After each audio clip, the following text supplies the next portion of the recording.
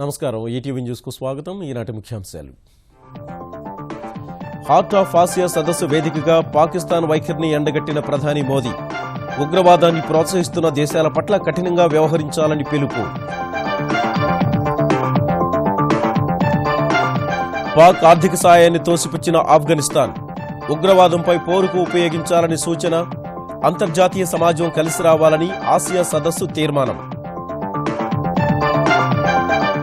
నగదు కొరతను తీర్చే దిశగా ఆర్బీఐ చర్యలు త్వరలో 50-20 రూపాయల కొత్త నోట్లు తెస్తామని వెల్లడి దేశవ్యాప్తంగా ఐటీ దాడుల్లో పట్టుబడుతున్న పెద్ద నోట్లు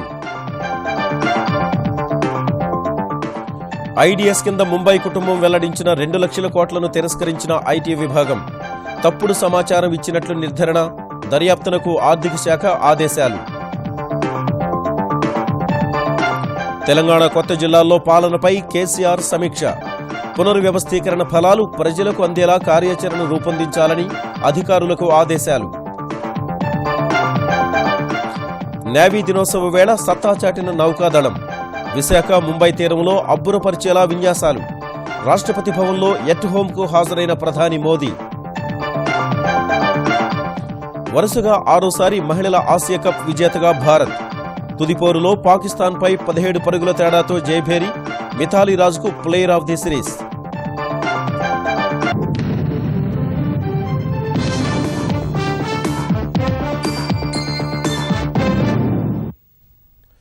ఉగ్రవాదం విషయంలో పాకిస్తాన్ వైఖరిని భారత్ మరోసారి ఎండగట్టింది ఉగ్రవాదంపై మౌనం వహించడం సహా చర్యలు తీసుకోకుండా చేష్టలుడిగి చూడడం అంటే ఉగ్రవాదులు వారి సూత్రధారుల్ని మరింత ప్రోత్సహించినట్లే అవుతుందని ప్రధాని నరేంద్ర మోదీ అమృత్సర్లో జరిగిన హార్ట్ ఆఫ్ ఆసియా సదస్సులో స్పష్టం చేశారు ఉగ్రవాదంతో పాటు కాకుండా ఉగ్రవాదులకు ఆశ్రయం ప్రోత్సాహం అందిస్తున్న దేశాలపైన కఠినంగా వ్యవహరించాల్సిందేనని ఉద్ఘాటించారు ఆసియాలో శాంతి భద్రతలకు ఉగ్రవాదం పెనుముప్పుగా మారిందన్న హార్ట్ ఆఫ్ ఆసియా సదస్సు తక్షణమే ఉగ్రవాదం ఏ రూపంలో ఉన్నా తుదముట్టించడానికి అంతర్జాతీయ సమాజం సహకరించాలని తీర్మానించింది ప్రాంతీయ సమస్యలు ఆఫ్ఘనిస్తాన్లో శాంతి స్థాపన సుస్థిరతే లక్ష్యంగా అమృత్సర్లో జరిగిన 6వ హార్ట్ ఆఫ్ ఏషియా సదస్సు ప్రపంచ దేశాలకు సవాలు విసురుతున్న ఉగ్రవాదానికి వ్యతిరేకంగా కీలక తీర్మానం చేసింది 30 దేశాలకు చెందిన ప్రతినిధులు ఈ సమావేశంలో పాల్గొని మానవాళికి ఉగ్రవాదం పెను ముప్పుగా మారిందని ఉగ్రవాదం ఏ రూపంలో ఉన్నా రూపు మాపేందుకు అంతర్జాతీయ సమాజం సహకరించాలని కోరారు ప్రత్యేకించి ఉగ్రవాదం వైపు యువత మొగ్గు చూపకుండా చర్యలు తీసుకోవాలని హెచ్ఓఏ దేశాలు నిర్ణయించాయి ఉగ్రవాదాన్ని ప్రోత్సహిస్తున్న పాకిస్తాన్కు హార్ట్ ఆఫ్ ఏషియా సదస్సు వేదికగా ప్రధాని మోదీ స్పష్టమైన సందేశాన్ని పంపారు ఉగ్రవాదంపై మౌనం వహించడం సహా చేష్టలుడిగి చూస్తుండడం ఉగ్రవాదులు వారి సూత్రధారులు మరింత రెచ్చిపోవడానికి కారణమవుతోందని ఆయన స్పష్టం చేశారు We must demonstrate strong collective will to defeat terror networks that cause bloodshed and spread fear.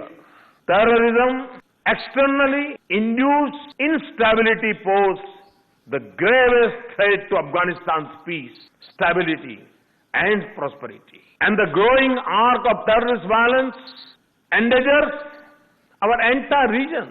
It must be backed by resolute action, not just against forces of terrorism, but also against those who support, shelter, train and finance them. Silence and inaction against terrorism in Afghanistan and our region will only embolden terrorists and their masters. ఇదే సమయంలో ఆఫ్ఘన్ ప్రజల సంక్షేమానికి భారత్ కట్టుబడి ఉందని ప్రధానమంత్రి పునరుద్ఘాటించారు Our gathering today reaffirms the commitment of the international community to durable peace and lasting political stability in Afghanistan. Our words and actions remain focused at advancing a critical unfinished mission of our time. Secure its territory and citizens from external threats. We have no doubt about the scale of the challenge, but we are equally determined to succeed. Afghanistan పునర్నిర్మాణం కోసం పాకిస్తాన్ ప్రకటించిన నగదు సాయాన్ని ఆఫ్ఘన్ అధ్యక్షుడు అష్రఫ్ ఘనీ తిరస్కరించారు తమ దేశంలో మారణహోమం సృష్టిస్తున్న తాలిబాన్లకు పాక్ ఆశ్రయం ఇవ్వడం మానుకోవాలని ఆయన హితవు పలికారు Mr. Kakazada, one of the key figures in the Taliban movement, recently said if they did not have sanctuary in Pakistan, they would not last a month. Pakistan is generously pledged $500 million for reconstruction of Afghanistan. This fund, Minister Aziz, could be very well used for containing extremism, because without peace, any amount of assistance will not meet the needs of our people. Bharat Pak మధ్య సరిహద్దుల్లో ఉద్రిక్తతలు నెలకొన్నా heart of Asia సదస్సుకు హాజరైనట్లు పేర్కొన్న పాకిస్తాన్ విదేశీ వ్యవహారాల సలహాదారు సర్తాజ్ అజీజ్ ఒక దేశంపై ఆరోపణలు చేయడం సులభమని వ్యాఖ్యానించారు. ఇస్లామాబాద్ లో జరగాల్సిన సార్క్ సదస్సు రద్దు కావడం ప్రాంతీయ సహకారానికి ఎదురుదెబ్బని వ్యాఖ్యానించారు. పెద్ద నోట్ల రద్దు, కొత్త 2,000 రూపాయల విడుదలతో చిల్లర కోసం ప్రజలు ఇబ్బంది పడుతున్న వేళ కొత్తగా 50 రూపాయలు, 20 రూపాయల నోట్లు తీసుకురావాలని ఆర్బీఐ నిర్ణయించింది. కొత్త నోట్లను త్వరలో మార్కెట్లోకి విడుదల చేయనున్నట్లు వెల్లడించింది. ఇప్పటికే చలామణిలో ఉన్న 50, 20 రూపాయల నోట్లు యథాతథంగా కొనసాగుతాయని రిజర్వ్ బ్యాంక్ స్పష్టం చేసింది. కొత్త 50 రూపాయల నోట్ల క్రమ సంఖ్యలో ఎలాంటి ఆంగ్ల అక్షరాలు ఉండవని, 20 రూపాయల నోట్లపై మాత్రం ఎల్ అనే ఆంగ్ల అక్షరంతో కూడిన క్రమ సంఖ్య ఉంటుందని తెలిపింది. స్వచ్ఛంద ఆస్తుల వెల్లడి పథకం పేరిట ముంబైకి చెందిన ఓ కుటుంబం ఐటీ శాఖను తప్పుదోవ పట్టించింది. 4 సభ్యులున్న కుటుంబం తమ వద్ద 2 లక్షల కోట్ల రూపాయల నల్లధనం ఉన్నట్లు వెల్లడించగా ఈ వ్యవహారంపై దర్యాప్తు చేసిన ఆదాయ పన్ను శాఖ ఆయా వ్యక్తులు అనుమానాస్పద స్వభావం కలిగిన వారిగా నిర్ధారించింది. వారి ఆదాయం చాలా తక్కువని తేల్చింది. ఆదాయ స్వచ్ఛంద వెల్లడి పథకాన్ని వారు దుర్వినియోగం చేశారని వెల్లడించిన ఐటీ శాఖ ఆస్తుల ప్రకటనపై తప్పుదోవ పట్టించినట్లు తెలిపింది. అయితే ఈ వ్యవహారంపై విచారణ కొనసాగుతున్నట్లు ఆర్థిక శాఖ వెల్లడించింది. మరోవైపు ఐడీఎస్ కింద వెల్లడించిన 13,860 కోట్ల రూపాయలు తనవి కావని, రాజకీయ నేతలు, వ్యాపారవేత్తలవని అహ్మదాబాద్కు చెందిన మహేష్ షా చెబుతున్న నేపథ్యంలో 2 లక్షల కోట్లతో పాటు 13,860 కోట్ల రూపాయల్ని ఐడీఎస్ పథకం కింద పరిగణలోకి తీసుకోలేదని ఆర్థిక శాఖ ప్రకటించింది. మొత్తం మదింపు తర్వాత ఐడీఎస్ పథకం కింద 71,726 మంది 67,382 కోట్ల రూపాయల వివరాలు వెల్లడించినట్లు పేర్కొంది. ఐడీఎస్ పథకం గడువు అక్టోబర్ 1న ముగియగా అప్పుడు 64,275 మంది 65,250 కోట్ల రూపాయల నల్లధనానికి సంబంధించిన వివరాలు వెల్లడించినట్లు ప్రకటించింది. పెద్ద నోట్ల రద్దు తర్వాత కొత్త కరెన్సీ కోసం ప్రజలు అవస్థలు పడుతుండగా ఒడిశాలో భారీగా నగదు కలిగి ఉన్న ఓ ముఠా పట్టుబడింది. మొత్తం 8 మందితో కూడిన ఈ ముఠా వద్ద 1,42,91,000 రూపాయలు దొరకగా అందులో 85,62,000 రూపాయల కొత్త కరెన్సీ ఉన్నట్లు సంబల్పూర్ పోలీసులు తెలిపారు. బ్యాంకు లావాదేవీలపై ఆంక్షలు ఉన్నప్పటికీ ఇంత భారీ ఎత్తున కొత్త నోట్లు వీరి వద్దకు ఎలా చేరాయన్న దానిపై పోలీసులు దర్యాప్తు చేస్తున్నారు. నిందితుల వద్ద ఆయుధాలను కూడా పోలీసులు స్వాధీనం చేసుకున్నారు. పెద్ద నోట్ల రద్దు తర్వాత జన్ధన్ ఖాతాల్లో పెరిగిన డబ్బుపై ఆదాయ పన్ను విభాగం విచారణ ప్రారంభించింది. ఇప్పటి వరకు ఆదాయ పన్ను చెల్లించిన జన్ధన్ ఖాతాదారుల ఖాతాల్లో 1,64,00,000 రూపాయలు జమైనట్లు అధికారులు గుర్తించారు. ఆ డబ్బు కూడా పన్ను మినహాయింపులకు తగినట్లుగానే జమ చేశారని వెల్లడించారు.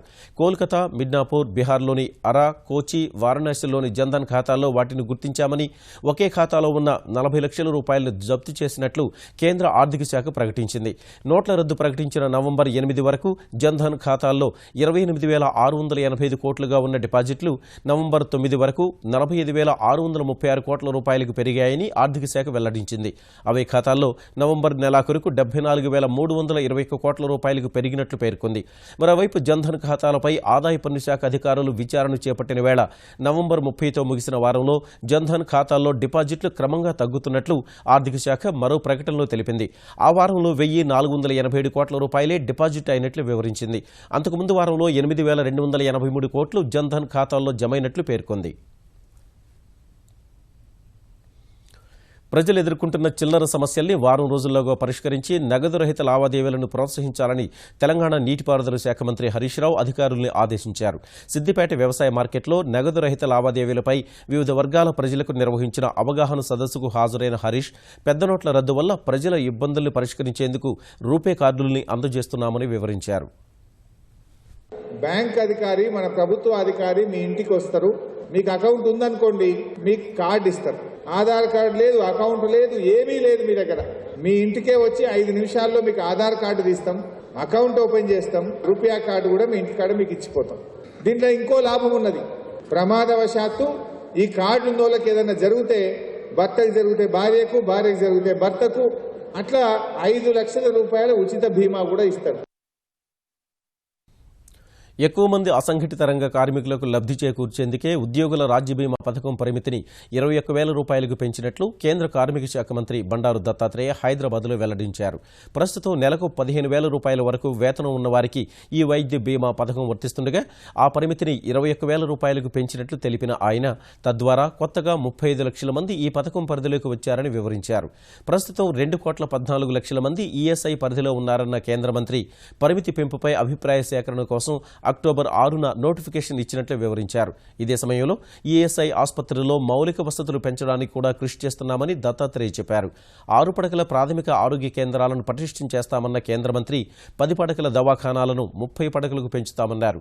మరిన్ని 6 పడకల వైద్యశాలలు ఏర్పాటు చేసేందుకు స్థలాలు కేటాయించాలని అన్ని రాష్ట్రాల ముఖ్యమంత్రులకు లేఖలు రాసినట్లు దత్తాత్రేయ వెల్లడించారు. తెలంగాణలో జిల్లాల పునర్వ్యవస్థీకరణ ఫలితాలు ప్రజలకు అందేట్లు కార్యాచరణ రూపొందించాలని ముఖ్యమంత్రి కేసీఆర్ అధికారుల్ని ఆదేశించారు. జిల్లాల పునర్వ్యవస్థీకరణ అనంతరం తీసుకోవాల్సిన చర్యలపై ఉన్నత స్థాయి సమీక్ష నిర్వహించిన ఆయన కొత్త జిల్లాలపై కలెక్టర్లకు కొంత పట్టు వచ్చి ఉంటుందని మరిన్ని అంశాల్లో అధ్యయనం చేసేలా మార్గదర్శకం చేయాలన్నారు. ఈ నెల 14న కలెక్టర్ల సదస్సు నిర్వహించాలని నిర్ణయించిన ఆయన know your district plan your district అనే కార్యక్రమాలను కలెక్టర్లకు ఇవ్వాలన్నారు. కలెక్టర్లు జిల్లాకు చెందిన సమగ్ర సమాచారం తెలుసుకోవడం సహా జిల్లా సమగ్ర అభివృద్ధికి ప్రణాళికలు రూపొందించాలన్నారు. ప్రతి జిల్లాకు ప్రత్యేక పరిస్థితులు, ప్రత్యేక వనరులు, బలాలు, బలహీనతలు ఉంటాయన్న కేసీఆర్ వాటిని బేరీజు వేసుకుని అభివృద్ధి ప్రణాళికలు రూపొందించాలన్నారు. వ్యవసాయాన్ని విస్తరించాల్సిన అవసరం ఉందన్న కేసీఆర్ పండ్లు, కూరగాయల తోటల్ని ప్రోత్సహించాలన్నారు. ప్రభుత్వం అత్యంత క్రియాశీలకంగా మారాలన్న ఆయన ఇందుకు జిల్లా పరిపాలనా విభాగాలు సమర్థంగా పనిచేయాలని పేర్కొన్నారు. జిల్లా యూనిట్గా కేంద్రం నుంచి రావాల్సిన సంస్థలు, నిధులకు సంబంధించిన నివేదిక కూడా రూపొందించాలని అధికారుల్ని ఆదేశించారు. మరోవైపు ఈ నెల 3వ వారంలో శాసనసభ శీతాకాల సమావేశాలు ఉంటాయని వెల్లడించిన కేసీఆర్ 1-2 రోజుల్లో షెడ్యూల్ ఖరారవుతుందని తెలిపారు. ఎగువ రాష్ట్రాలు కృష్ణానదిపై ప్రాజెక్టులు కడుతుంటే అప్పటి వైఎస్ సర్కార్ ఏమాత్రం పట్టించుకోకపోవడం వల్ల ఇప్పుడు 2 తెలుగు రాష్ట్రాలు తీవ్రంగా నష్టపోతున్నాయని ఆంధ్రప్రదేశ్ జలవనరుల శాఖ మంత్రి దేవినేని ఉమామహేశ్వరరావు మండిపడ్డారు. బ్రిజేష్ కుమార్ ట్రిబ్యునల్ తీర్పుపై ఆంధ్రప్రదేశ్ మంత్రివర్గ ఉపసంఘ సమావేశం కాగా సుప్రీంకోర్టు న్యాయవాది ఏకే గంగూలీ, జలవనరుల శాఖ అధికారులు కూడా హాజరై భవిష్యత్ కార్యాచరణపై చర్చించారు. పునర్విభజన చట్టంలోని సెక్షన్ 89పై బ్రిజేష్ కుమార్ ట్రిబ్యునల్ ఇచ్చిన తీర్పును సమీక్షించారు. ఈ తీర్పు విషయంలో ఎలా ముందుకెళ్లాలనే దానిపై చర్చించామని, ఈ నెలాఖరులో ముఖ్యమంత్రితో మరోసారి సమావేశం కావాలని నిర్ణయించినట్లు తెలిపారు. జనవరిలో ఈ కేసు సుప్రీంకోర్టులో విచారణకు వచ్చే అవకాశం ఉన్నందున అప్పటికల్లా ఏపీ ప్రభుత్వ వాదనల్ని సిద్ధం చేస్తామని మంత్రి ఉమా వెల్లడించారు. రాష్ట్ర విభజన జరిగిన సందర్భంలో కూడా వాళ్ళు ఇష్టారాజ్యంగా ఏ మాత్రం కూడా పట్టించుకోకుండా ఈ నీటి నిర్వహణ కానీ విడుదల విషయంలో 2 రాష్ట్రాలకు పరిమితం చేశారు. ఇటు మహారాష్ట్ర, కర్ణాటకకి ఎటువంటి పరిగణలో తీసుకోకుండా కేవలం 2 రాష్ట్రాల మధ్య వివాదం ఉన్నట్టు, నీటి కేటాయింపులు చేసుకోవాలన్నట్టు కేసును పరిమితం చేయటం వల్ల యాక్ట్లో కళ్ళు మూసుకొని వీళ్ళు ఇవన్నీ కూడా చెప్పబట్టి మనకి ఇవాళ తీవ్రమైన నష్టం జరిగే విధంగా ఇవాళ తీర్పులు వచ్చి కూర్చున్నాయి. పూర్తి పారదర్శకతతో అవినీతికి తావు లేకుండా ఆంధ్రప్రదేశ్ పబ్లిక్ సర్వీస్ కమిషన్ పరీక్షలు నిర్వహిస్తామని ఏపీపీఎస్సీ చైర్మన్ ఉదయ్ భాస్కర్ విశాఖలో తెలిపారు. ఇటీవల విడుదల చేసిన అసిస్టెంట్ ఎగ్జిక్యూటివ్ ఇంజనీర్ల పోస్టులకు వీలైనంత త్వరగా ప్రధాన పరీక్షలు నిర్వహించి ఫలితాలు విడుదల చేస్తామన్న ఆయన ఈ పోస్టులకు అధిక సంఖ్యలో దరఖాస్తులు రావడంతో స్క్రీనింగ్ టెస్ట్ నిర్వహించినట్లు వెల్లడించారు. ప్రధాన పరీక్షను ఆన్లైన్ పద్ధతిలో నిర్వహిస్తామని ఉదయ్ భాస్కర్ విశాఖలో వివరించారు. ఈ ఏఈ పోస్టులు ఇక 256 పోస్టులు ఇవ్వడం జరిగింది. దాని తర్వాత 748 గ్రూప్ 2 పోస్టులు కూడా ఇచ్చాము. త్వరలో ఈ డిసెంబర్ నెలాఖరులోపు గ్రూప్ 3 అలాగే గ్రూప్ 1 ఇంకా మిగతా పోస్టులు కూడా ఏవైతే ప్రభుత్వం మాకు అనుమతి ఇచ్చిందో వాటన్నిటిని కూడా మేము ఈ నెలాఖరులోపు నోటిఫికేషన్ ఇవ్వడానికి మేము అన్ని విధాలుగా ప్రయత్నిస్తున్నాము. సామాజిక పోలీసింగ్లో భాగంగా ప్రజలకు చేరువ కావడానికి పోలీసు శాఖ అనేక కార్యక్రమాలు నిర్వహిస్తోందని తెలంగాణ హోంమంత్రి నాయని నరసింహారెడ్డి తెలిపారు. సికింద్రాబాద్ లాలాగూడలోని రైల్వే ఉన్నత పాఠశాలలో ఉత్తర మండలం పోలీసుల ఆధ్వర్యంలో ఏర్పాటు చేసిన చేయూత కార్యక్రమాన్ని ప్రారంభించిన ఆయన తెలంగాణ పలు సంస్కరణలు తీసుకొచ్చి ప్రజలకు పోలీసులు చేరువ చేశామన్నారు. చేయూత కార్యక్రమంలో భాగంగా నిర్వహించిన ఉద్యోగ మేళాలో సుమారు 4,000 మంది నిరుద్యోగులు, 80 కంపెనీలు పాల్గొన్నాయి. పలు సంస్థలు నిర్వహించిన ముఖాముఖిలో పలువురు నిరుద్యోగులు ఉద్యోగాలు సంపాదించారు. గతంలో పోలీసులంటే, పోలీస్ స్టేషన్ అంటే భయపడేది. కొడతారేమో, తిడతారేమో, పోలీస్ కేసులు పెడతారేమో అని. ఇప్పుడు అవి ఏమీ లేవు. మీకు ఏ కంప్లైంట్ ఉన్నా నిర్భయంగా పోలీస్ స్టేషన్ పోయి మీ ఇబ్బందులు చెప్పుకోవచ్చు, పరిష్కారానికి ప్రయత్నం చేసుకోవచ్చు. పోలీసులు ప్రజలు కలిసి ఉండాలి. ఇద్దరు కలిసి ఉంటే ఈ గుండాయిజం, ఈ రౌడీయిజం, ఈ టెర్రరిజం, మరి ఈ నక్సలిజం ఇవన్నీ కూడా దూరం వెళ్ళిపోతాయి. కులమత భేదాలు లేకుండా మనిషిని మనిషిగా గౌరవించే వ్యవస్థ కోసం ప్రతి ఒక్కరూ ప్రతినబూనాలని తెలంగాణ ఆర్థిక మంత్రి ఈటెల రాజేందర్ సూచించారు. హైదరాబాద్ సుందరయ్య విజ్ఞాన కేంద్రంలో జరిగిన విశ్వజన కళామండలి సమావేశానికి ముఖ్య అతిథిగా హాజరైన ఈటెల కుల మత వర్గరహిత సమాజం కోసం అంబేద్కర్ కన్న కలలు ఇంకా నిజం కాలేదన్నారు. ఈ సమావేశంలో పలువురిని అంబేద్కర్ జాతీయ అంతర్జాతీయ పురస్కారాలతో మంత్రి సత్కరించారు. అనేక సంఘ సంస్కర్తలు ప్రజల్ని చైతన్యం చేసిన, ఉద్యమాలు చేసిన కులరహిత సమాజం ఏర్పడలే, వర్గరహిత సమాజం ఏర్పడలేని సత్యం. కాబట్టి ప్రతినపోవలసిన అంశం ఏంటంటే ఇది పార్టీలకు సంబంధించిన అంశం కాదు, ఆత్మ గౌరవానికి సంబంధించిన అంశం, పేదరికానికి సంబంధించిన అంశం. సకల సంపదలు ఈ దేశంలో ఉన్నప్పటికీ కూడా కొద్దిమందికే అవి సుఖాలను ఇస్తున్నాయి, భోగాలను ఇస్తున్నాయి. అశేష ప్రజానికానికి అన్నం లేకుండా చేస్తూ ఉంది. ఈ అంశాన్ని ఆ అంశంగా చూసి వీటి బొంబాటు చేయాల్సిన చక్రం ఉందని మనం ప్రతిన పూనాలని చెప్పి ఈ సందర్భంగా మనం చేస్తున్నాం. మానసిక దివ్యాంగురాలిపై అఘాయిత్యానికి పాల్పడిన కామాంధుడికి దేహశుద్ధి చేసిన ఘటన వరంగల్ అర్బన్ జిల్లాలో చోటు చేసుకుంది. హసన్పర్తి మండలం పెగడపల్లికి చెందిన రవి అదే గ్రామానికి చెందిన మానసిక దివ్యాంగురాలిని బెదిరించి పలుమార్లు లైంగిక దాడికి పాల్పడ్డాడు. తాజాగా బహిర్భూమికి వెళ్లిన ఆమెపై అఘాయిత్యానికి పాల్పడగా బాధితురాలు గ్రామస్తులకు తెలిపింది. కోపోద్రిక్తులైన గ్రామస్తులు నిందితుడిని చెట్టుకు కట్టేసి చితకబాదారు. అనంతరం పోలీసులకు అప్పచెప్పారు. బాధితురాలిని చికిత్స నిమిత్తం ఆసుపత్రికి తరలించారు. నేవీ దినోత్సవం సందర్భంగా విశాఖ సాగర తీరంలో నౌకాదళం చేసిన విన్యాసాలు చూపరుల్ని విశేషంగా ఆకట్టుకున్నాయి. ఆర్కే బీచ్ వేదికగా జరిగిన ఈ విన్యాసాలలో కమాండోలు నిర్వహించిన సాహస కృత్యాలు వారి నిబద్ధతకు అద్దం పట్టేలా సాగాయి. పౌర విమానయాన శాఖ మంత్రి అశోక్ గజపతిరాజు ముఖ్య అతిథిగా హాజరైన ఈ వేడుకలో స్కై డైవింగ్, హెలికాప్టర్ల ప్రదర్శనలు, గగనతలంలో నావికుల సాహసాలు చూపరుల్ని ఆకర్షించాయి. కమో 28, UH-3H, స్వికింగ్, చేతక్ హెలికాప్టర్ల విన్యాసాలు ప్రత్యేక ఆకర్షణగా నిలిచాయి. హవాక్ ఫైటర్ ఎయిర్ క్రాఫ్ట్లు, యాంటీ ఎయిర్ క్రాఫ్ట్లు వేగంగా దూసుకుపోతుంటే సందర్శకులు సంభ్రమాశ్చర్యాలకు లోనయ్యారు. మరోవైపు మెరైన్ కమాండోలు హెలికాప్టర్ల నుంచి దిగడం, శత్రుమూకల్ని తొదముట్టించేందుకు కాల్పులు జరుపుతూ యుద్ధం చేయడం వంటివి ప్రదర్శించారు. యుద్ధ ట్యాంకర్లతో కాల్పులు, సముద్రం మధ్యలో ఉన్న చమురు రిఫైనరీని పేల్చేయడం వంటివి అచ్చెరువు గొలిపాయి. నేవీ బ్యాండ్ హృదయంగా సాగింది. 94 ఏళ్ల నేవీ మాజీ కమాండర్ శ్రీరాములను మంత్రి అశోక్ గజపతిరాజు ప్రత్యేకంగా సత్కరించారు.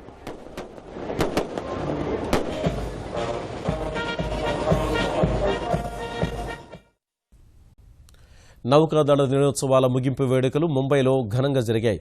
దేశ ముఖద్వారం గేట్వే ఆఫ్ ఇండియా వద్ద ఏర్పాటు చేసిన వేడుకలు కన్నుల పండుగగా సాగాయి.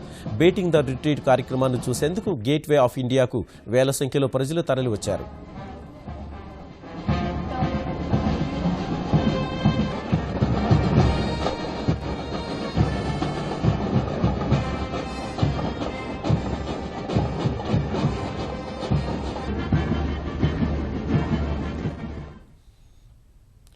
నౌకాదళ వేడుకల ముగింపు సందర్భంగా రాష్ట్రపతి భవన్లో ఏర్పాటు చేసిన ఎట్ హోమ్ కార్యక్రమానికి రాష్ట్రపతి ప్రణబ్ ముఖర్జీ, ప్రధాని నరేంద్ర మోదీ సహా ప్రముఖులు హాజరయ్యారు. త్రివిధ దళాల అధిపతులు, ఉపరాష్ట్రపతి హమీద్ అన్సారీ, లోక్సభ స్పీకర్ సుమిత్రా మహాజన్ సహా కేంద్ర మంత్రులు పాల్గొన్నారు. క్యూబా ప్రజలు, అభిమానుల అశ్రునయనాల మధ్య మాజీ అధ్యక్షుడు ఫిడెల్ కాస్ట్రో అంతిమ సంస్కారాలు ముగిశాయి. అనారోగ్యంతో నవంబర్ 25న కన్నుమూసిన ఆయన చితాభస్మాన్ని దేశవ్యాప్తంగా ఊరేగించి శాంటియాగోకు తరలించిన అధికారులు ఇవాళ అంతిమ సంస్కారాలను పూర్తి చేశారు. తమ అభిమాన నాయకుడికి కడసారి నివాళులర్పించేందుకు వచ్చిన వేలాది మందితో నగర వీధులన్నీ కిక్కిరిసిపోయాయి. వివిధ దేశాల నేతలు కూడా తరలివచ్చి కాస్ట్రోకు తుది వీడ్కోలు పలికారు.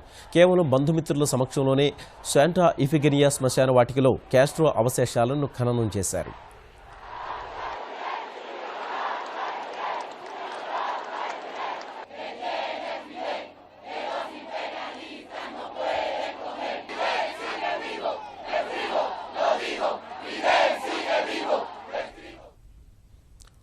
చైనా బొగ్గు గనుల్లో జరిగిన 2 వేర్వేరు పేలుళ్లలో 53 మంది ప్రాణాలు కోల్పోయారు. ఉత్తర చైనాలోని బవోమా బొగ్గు గనుల్లో జరిగిన ప్రమాదంలో 32 మంది మృతి చెందారు. ప్రాథమిక దర్యాప్తు నిర్వహించిన పోలీసులు ప్రమాదవశాత్తు పేలుడు జరిగిందని తెలిపారు. సరైన అనుమతులు లేకుండా గనిని నిర్వహిస్తున్న సంస్థ యజమాని సహా మరో 3 మేనేజర్లను అరెస్టు చేశారు. ఈశాన్య ప్రాంతం కిటైహీ నగరంలో ఓ ప్రైవేటు బొగ్గు గనిలో నవంబర్ 30న జరిగిన పేలుడులో 21 మంది గల్లంతవగా వారంతా ప్రాణాలు కోల్పోయినట్లు నిన్న ప్రకటించారు.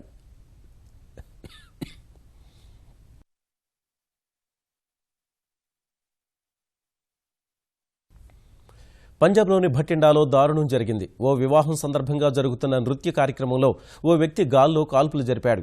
మద్యం సేవించిన ఆ వ్యక్తి తుపాకీ గురి తప్పి బుల్లెట్ డాన్సర్పైకి దూసుకెళ్లగా ఆమె అక్కడికక్కడే కుప్పకూలి ప్రాణాలు కోల్పోయింది. ఈ ఘటనలో కాల్పులు జరిపిన వ్యక్తి అతని 2 మిత్రులు సహా వివాహ వేదిక యజమానిపై పోలీసులు కేసు నమోదు చేశారు. కాల్పులు జరిపిన వ్యక్తి పరారీలో ఉన్నాడని తెలిపిన పోలీసులు అతడిపై ఐపీసీ సెక్షన్ 302 కింద కేసు పెట్టారు.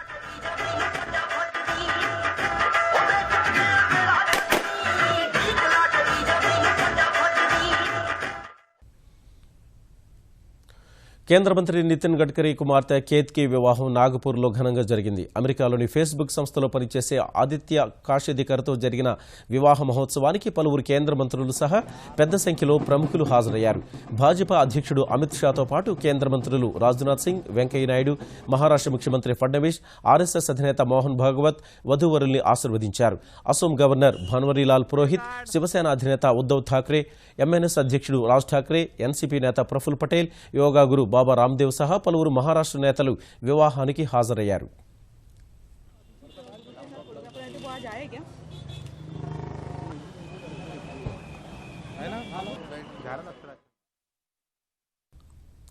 మహిళల ఆసియా కప్ క్రికెట్ టోర్నీలో భారత జట్టు డబుల్ హ్యాట్రిక్ సాధించింది. బ్యాంకాక్లో జరిగిన ఆసియా కప్ 2020 టోర్నీ తుదిపోరులో పాకిస్తాన్పై 17 పరుగుల తేడాతో విజయం సాధించిన భారత మహిళా జట్టు ఈ టోర్నీని వరుసగా 6సారి సొంతం చేసుకుంది. తొలుత బ్యాటింగ్ చేసిన భారత మహిళల జట్టు నిర్ణీత 20 ఓవర్లలో 5 వికెట్ల నష్టానికి 121 పరుగులు చేసింది. ఓపెనర్గా బరిలోకి దిగిన మిథాలీ రాజ్ 73 పరుగులు చేసి అజేయంగా నిలిచింది. అనంతరం బరిలోకి దిగిన పాక్ మహిళల జట్టు 20 ఓవర్లలో 6 వికెట్లు కోల్పోయి 104 పరుగులు మాత్రమే చేయగలిగింది. ఈ టోర్నీలో అద్భుత ప్రతిభ కనబర్చిన మిథాలీ రాజ్కు player of the match, player of the series అవార్డులు దక్కాయి. ఈ టోర్నీలో ఆడిన అన్ని మ్యాచ్ల్లోనూ భారత జట్టు విజేతగా నిలవడం ద్వారా తన సత్తా చాటింది. ఓ జాతీయ స్థాయి మహిళా షూటర్ తనపై శిక్షకుడు అత్యాచారానికి పాల్పడినట్లు ఆరోపించింది. గత నెల ఓ విందులో శీతల పానీయాల్లో మొత్తమంది కలిపి అత్యాచారానికి ఒడిగట్టినట్టు ఆమె పోలీసులకు ఫిర్యాదు చేసింది. అర్జున అవార్డు గ్రహీత కూడా అయిన ఆ కోచ్ గతంలో ఒలింపిక్స్లోనూ పాల్గొన్నాడు. ప్రస్తుతం భారత క్రీడల ప్రాధికార సంస్థలో కోచ్గా పనిచేస్తున్నాడు.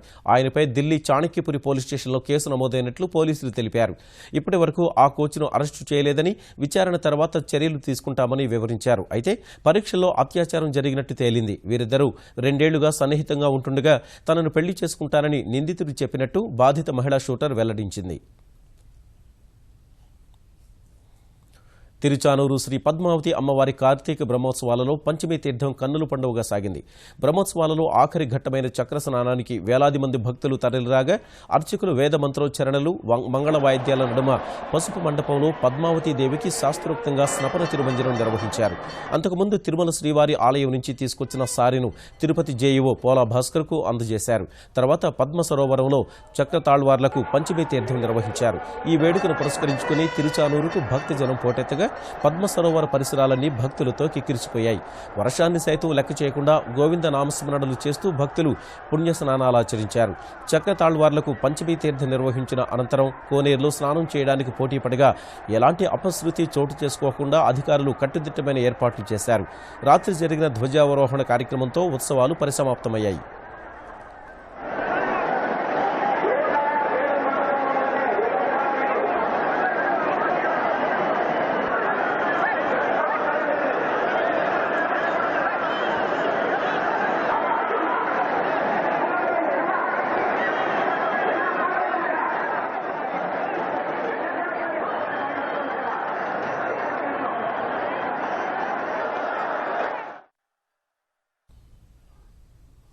ఈనాటి ముఖ్యాంశాలు మరోసారి.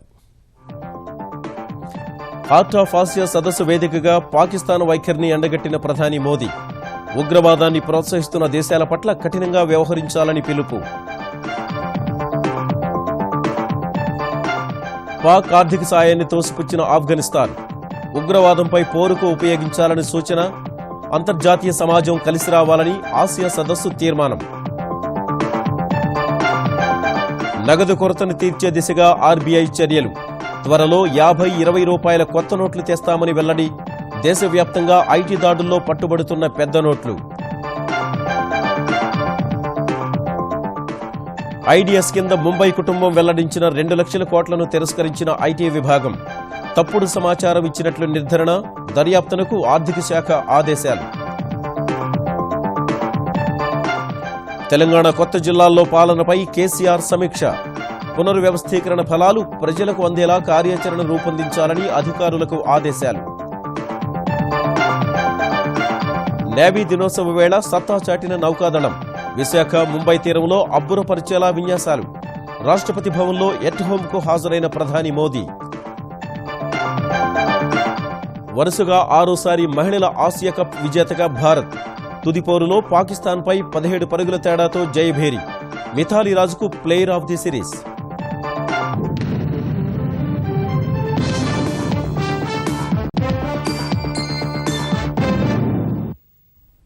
ఈటీవీ న్యూస్ సమాప్తం. నమస్కారం.